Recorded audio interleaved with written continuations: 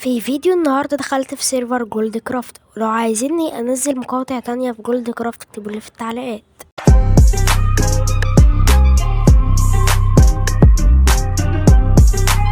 في الفيديو ده اكتشفت اللي الصوت قاطع، فانا هحاول اقولكوا الحاجات المهمة اللي في الفيديو. اول حاجة بنيت الحاجة اللي ورايا دي بيت مؤقت لينا.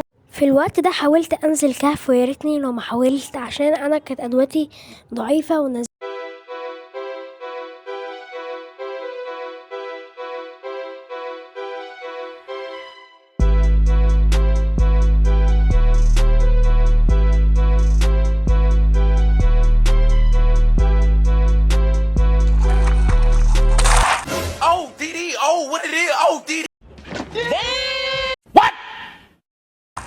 ايه ده ايه ده ايه ده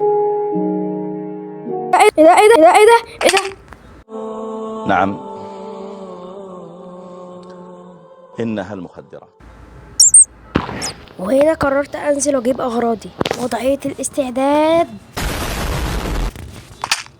وهنا مصطفى قرر يساعدني.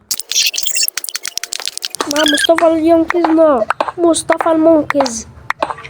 يا استغفر الله العظيم، استغفر الله، استغفر الله، استغفر الله، استغفر الله، استغفر الله، استغفر الله. امي طبخت باميه وانا بدي كوسه. ليه بدك كوسة؟ لانها كثير حاميه.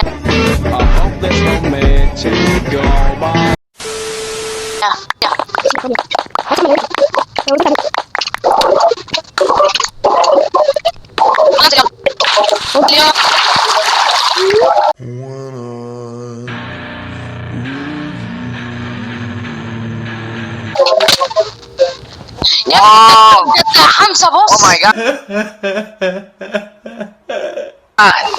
بعد كل العناء ده يكون ادواتي ضاعت. طبعا نرجع من جديد، نرجع نعمل كل حاجة من جديد. طبعا زي ما شفتوا انا مت. مش عارفه انا غبي يعني.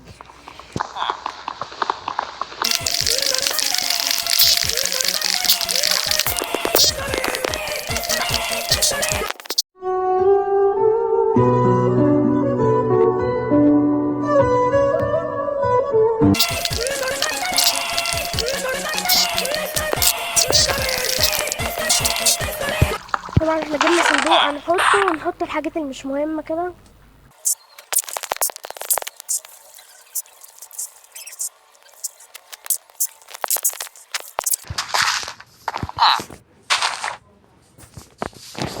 ما بيعملوا هناك. احنا بقى فقراء هم اغنياء، ربنا حاجه تعرف.